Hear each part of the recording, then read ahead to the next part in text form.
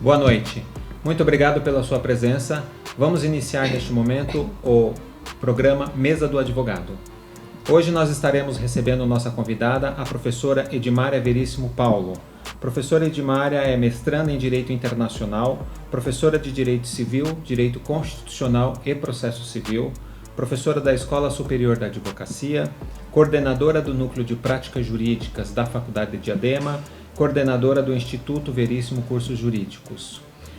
Vamos iniciar com o tema empréstimos consignados no primeiro bloco e superendividamento no segundo bloco.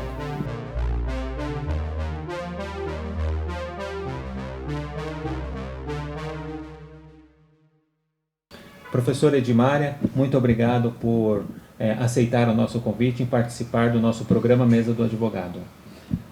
O tema hoje é empréstimos consignados no primeiro momento e superendividamento no segundo momento. Então vamos começar com empréstimos consignados. O brasileiro ele tem o hábito de pagar parcelas, né? Sim. E é bem comum o brasileiro, o nosso telespectador, ser abordado pelos bancos lhe oferecendo um empréstimo consignado. Recentemente nós tivemos uma nova legislação que trouxe um novo desenho, uma nova regulamentação a esta questão dos empréstimos consignados. Conta para nós o que seriam esses empréstimos consignados, o que o consumidor pode fazer para se proteger dessa venda agressiva. Então, boa noite, é um prazer estar aqui com você e é sempre bom trazer informação para o telespectador. E, de início, eu quero deixar claro que é uma legislação que traz uma aparência de benefício para o consumidor, de benefício, mas ela traz também discussões importantes sobre a realidade da população hoje. Professora, nós estamos falando de empréstimo consignado. Conceitue para o nosso telespectador o que seria empréstimos consignados, qual é a diferença do empréstimo consignado, do próprio empréstimo bancário, aquele pessoal, tem diferença? Como é que funciona o empréstimo consignado? Como é que o consumidor, como é que o telespectador é abordado para recepcionar esses empréstimos consignados? Bom, a diferença consiste no fato de que o empréstimo consignado é um empréstimo que é descontado em folha de pagamento, seja do empregado seletista, seja do aposentado, do servidor ou do pensionista do INSS. Já o empréstimo comum é aquele que o próprio consumidor vai na tua agência bancária e faz o empréstimo. A diferença está no fato da garantia. Tá? Para o credor é mais vantajoso descontar em folha, ele tem uma garantia de que ele vai receber. Okay? Já o empréstimo comum, ele fica dependendo da situação financeira do consumidor, do correntista, neste caso. Tá? E em um caso, a garantia é vinculada à folha de pagamento. Folha de pagamento. E o outro não é. Não. O credor, por que ele aborda tanto o servidor público, o empregado seletista? Porque ele traz uma mídia muito agressiva, no sentido de que é vantajoso fazer o empréstimo consignado. Para ele é uma garantia, a empresa que vai repassar, é o INSS que vai repassar, é o órgão público que vai repassar para ele. Então, ele vai receber. Então, ele fica incentivando o consumidor a fazer empréstimos constantes. Já o empréstimo pessoal, né, o empréstimo direto entre o correntista e a instituição financeira, para eles não ter uma garantia efetiva. Porque na situação que a gente vive, no país que a gente vive, de instabilidade financeira constante, para ele é menos vantajoso. Então, ele incentiva o servidor, o seletista, a fazer esses empréstimos, oferecendo juros baixos, taxas de juros baixas, oferecendo parcelamentos extensivos. E aí a pessoa, numa situação de gravidade, de risco, que ela precisa de um socorro imediato, ela se deixa convencer pela mídia. Então, a propaganda eu já vejo como uma forma agressiva de captar, esses consumidores. Interessante notar é que quando a instituição bancária, em regra geral, eles fazem a ligação, né? Exato. É difícil ter um consumidor que vá até a instituição financeira para buscar esse empréstimo. Sempre é o contrário, não é isso? Sim. Perdão. Na verdade, podemos dizer que esta propaganda agressiva por parte do banco e focado ao empréstimo consignado é mais por conta da garantia de pagamento. Exatamente, para ele é muito vantajoso. Como que acontece normalmente? Ele chama o consumidor, o empregado seletista, ele oferece para ele, manda e-mail, ele aborda por e-mail, por telefone, por merchan mesmo, comercial, e fala, olha, eu tenho uma linha de crédito para você aprovada, né, pré-aprovada. E ele convida, em regra, ele convida o consumidor até a agência.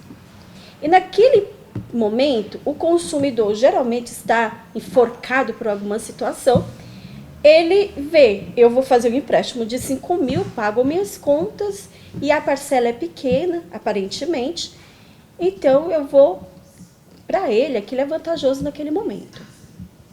Só que, passado algum tempo, acontece muito porque funcionários de banco, eles têm metas a alcançar. Então, passado algum tempo, eles ligam para o consumidor e falam o seguinte, olha, nós temos um valor X, um valor X disponível para você. Você quer? A pessoa, claro, que já vem pagando uma parcela.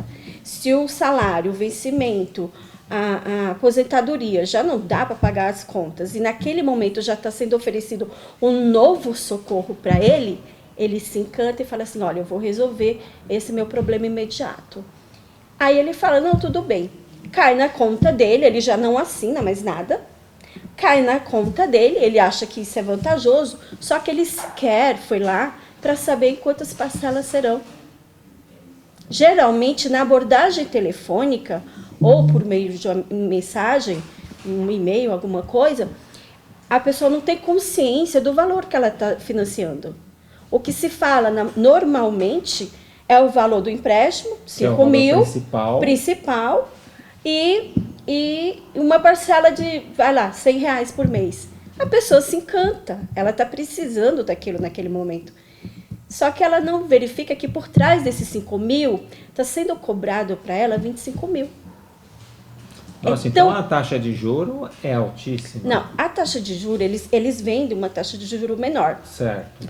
O problema é que eles elastecem as prestações, o número de parcela. Então, tem casos específicos em que, principalmente, eles usam muito essa abordagem com idoso, que eles não têm uma... Eu acredito que eles já estão muito comprometidos com a questão da idade, enfim. E o que eles fazem? O idoso geralmente ajuda o filho, o neto, enfim, aí vê a situação da família, quer ajudar. Eles ligam para o aposentado, para o pensionista e falam, olha, tem um valor X liberado para o senhor. Aí ele não tem consciência, não viu o contrato, ele não sabe do que se trata. Ele acha que o banco está sendo bonzinho, está liberando para ele, sei lá, mais 5 mil. Só que o que eles fazem? Para que libere a margem, né, de consignados, eles tiram da margem, eles suspendem aquele contrato imediato e faz um novo. Eles refinanciam aquilo que já está financiado. Então, a nova lei, ela trouxe essa margem, ela aumentou de 35% para 40%. Sendo que dos 35% você pode direcionar para empréstimos, financiamentos, operações mercantis, e 5% para despesas, para você ajustar despesas do cartão de crédito. Em regra, é vantajoso, tá? No primeiro momento, seria vantajoso para ele fazer um parcelamento. A impressão que o nosso consumidor tem é que eu vou ter uma grande vantagem. Exato. Mas na ponta final, no pagamento, exatamente, ele pagou 3 vezes, em média, ou 4 vezes o valor do empréstimo principal. Captado. Exatamente. E ainda tem um porém, os pensionistas e os aposentados, eles e quem recebe LOAS, enfim, eles ainda têm uma margem de mais 5%. Então, o seletista, a margem limite é 40% hoje pela nova legislação. O pensionista, o inativo do INSS, o que recebe o LOAS, né, o vulgarmente chamado LOAS, ele poderá aumentar até 45%, porque tem mais 5% que ele pode utilizar como cartão consignável, tá? Então, assim, veja só, se a pessoa já não consegue pagar as contas dela usualmente, com o benefício, com o salário, com a pensão que ele recebe, com 100% desse benefício, desse salário, você imagina sendo utilizado 45%, né? E aí, tem todas as questões aí que envolvem o empréstimo. O nosso telespectador precisa estar atento, não é, professora? Porque os bancos, eles entram em contato e oferecem um cartão consignado. Exatamente. Na verdade, este cartão consignado, que a maioria das pessoas imagina ser um cartão de crédito, não é, né? Não. É um empréstimo que ele está fazendo a opção. Exatamente, está sendo descontado da pensão dele ou do salário. Na verdade, da pensão ou da aposentadoria. Porque a diferença entre pensão e aposentadoria é algo para se discutir futuramente. Mas olha só, a nossa grande dificuldade é convencer o consumidor que aquilo que parece ser benéfico para ele não é. Por quê? Você usar esse benefício uma vez na tua vida, porque você estava realmente numa situação de muita necessidade, ok. Agora, você renovar esse contrato constantemente é um risco. Vai comprometer a tua renda. Você vai ficar comprometida por anos. Tem bancos, tem instituições financeiras que oferecem 72 vezes. Parcela 5.072 vezes. Nossa, mais de 5 anos. A legislação, ela traz um suporte para o consumidor, porque tem o Código de Defesa do Consumidor, e esses empréstimos também são regularizados pelo Código de Defesa do Consumidor.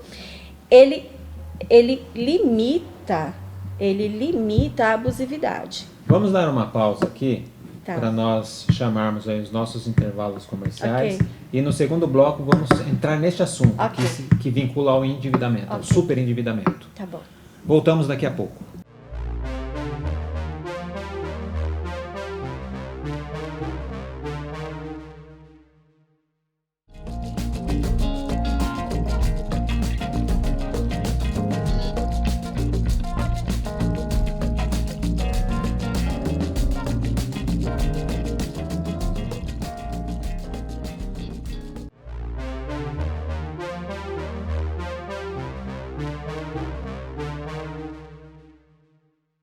Voltamos para este segundo bloco com o programa Mesa do Advogado.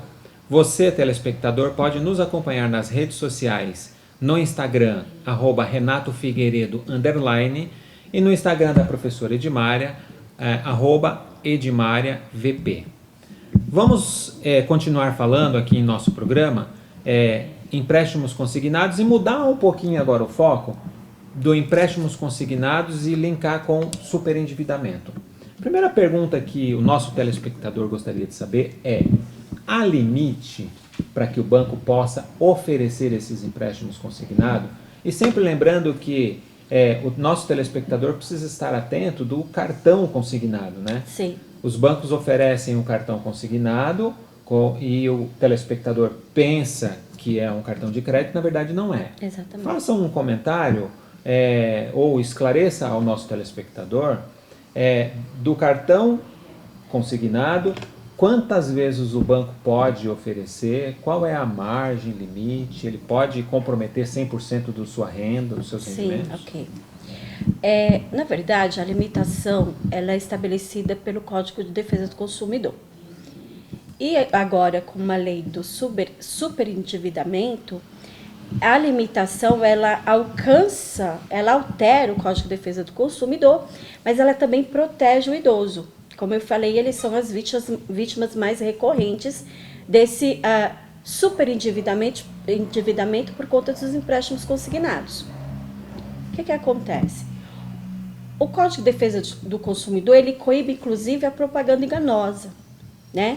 Então, o PROCON, né, a instituição competente para fiscalização e controle, ele fica em cima desse tipo de comercial, de venda do produto usando propaganda enganosa. Então, ele vende o produto que vai super endividar o consumidor, mas escondendo nas entrelinhas aquilo que representa. Então, ele oferece um cartão super vantajoso, mas traz um super endividamento aí para o consumidor. E quando ele oferece esse cartão, que é o chamado cartão consignado, ele não deixa claro. Não né? deixa. Olha, você não está contratando um cartão de crédito, você Exato. estaria contratando um cartão consignado, Exatamente. ou seja, você precisa pagar.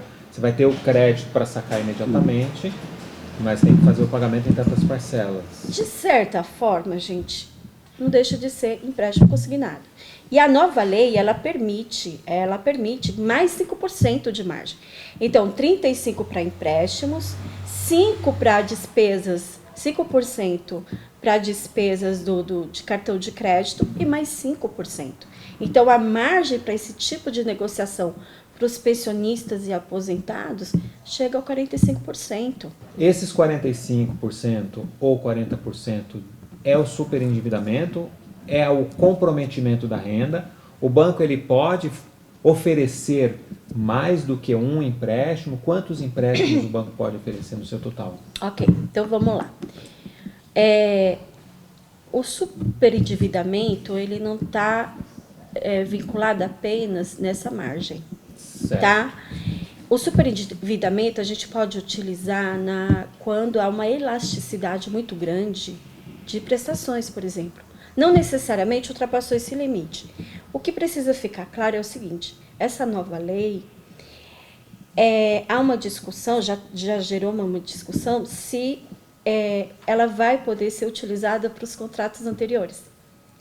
Então, veja só, olha que coisa mais louca. A pessoa já tem 30% comprometido. 30% ou 35%, porque antes era a margem de 30%, depois aumentou para 35%, agora é para 40% e 45%. Então, digamos que o servidor e o pensionista aposentado, ele já tem aí um limite comprometido de 35%. Já está no limite máximo. Então, já está no limite máximo. Aí ele vai fazer uma margem de mais 45%. Tem que tomar muito cuidado com isso, porque vai ter esse tipo de fraude. Então, você imagina, 35%, 45%, ele está comprometendo 80% da sua capacidade financeira mensal. Financeiro. Tem até você faz uma abordagem interessante. O nosso telespectador ele precisa. Quais seriam os cuidados básicos para que ele possa contratar um empréstimo consignado ou um produto que a instituição financeira venha pagar? Porque hoje é muito comum. Antigamente nós tínhamos o contrato em papel. Hoje Exatamente. eu não preciso mais do papel, né? Exatamente. Eu tenho alguns mecanismos virtuais. Quais os cuidados o nosso consumidor, nosso telespectador precisa ter para fazer esse contrato e não se sentir ou não ser enganado? Ok. Primeiro passo é entender o que está sendo oferecido, né? Entender. O gerente, o funcionário da instituição liga e oferece, você tem que pensar, eu preciso realmente desse valor? Até que ponto isso vai comprometer a minha renda? Você tem que pedir informação do valor da prestação, o valor que está sendo emprestado e quantas prestações. Aí você vai fazer análise de quanto de juros está sendo cobrado, tá? Então, primeira forma do consumidor se proteger é com a informação. Pedir contrato, cópia do contrato. A instituição financeira tem obrigação de oferecer, de fornecer o contrato. Antes da assinatura. E antes da assinatura, porque depois de você assinar, já vai ser descontado, então não faz sentido.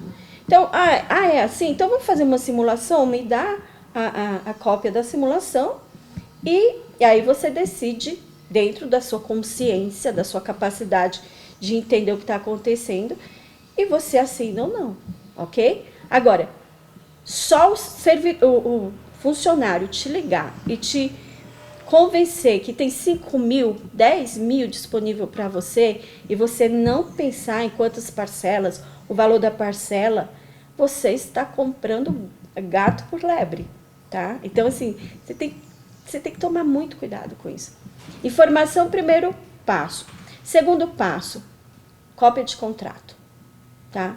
As instituições financeiras, elas não te dão mais, por conta dessa facilidade de negociação pela internet, eles não estão mais enviando os contratos. E aí, sabe aqueles contratos feitos por telefone? Eles não liberam. Você tem que insistir para ele te liberar. Aí você poderia perguntar, mas se o banco se recusar? Aconselhamento. Manda uma notificação extrajudicial para ele. Mas isso depois de assinado. Já né? depois de assinado. O ideal é que, se pediu o contrato no momento da contratação e o banco não liberou, não faz. Não contrate. Não contrate. Procure uma outra instituição financeira, Exato. se é o caso de estar em situação de emergência, necessitando, procure uma outra instituição financeira, não é isso? Isso. Agora, uma vez assinado o contrato, é obrigação do banco fornecer o contrato. Exatamente. Se for por telefone, peça. Inclusive a gravação, ele tem direito. Exatamente, tem a gravação. E se recusar, faça uma notificação extrajudicial depois ou antes. Eu aconselho até antes contratar um advogado para entrar com uma ação declaratória de nulidade, uma inexistência de débito, uma repetição de indébito. E, enfim, buscar seus direitos. Essa questão de procurar um advogado, é muito importante o nosso telespectador sempre buscar se consultar com um advogado de sua confiança. Exatamente. Mesmo antes da contratação. Exatamente. Não é? Então, deve o consumidor solicitar a cópia do contrato, solicitando a cópia do contrato, leve para o advogado fazer uma avaliação. Exatamente. Né? É comum, às vezes, a pessoa não tem uma cultura ou uma clareza grande, né? Não tem um grau de escolaridade muito alto, então tem dificuldade até de entender aquelas regrinhas. Sim. Agora, se valendo da consulta do advogado que o telespectador precisa procurar de sua confiança, se ele perceber que ele cair numa cilada, e agora, o que fazer? Minha renda em 80% está comprometida.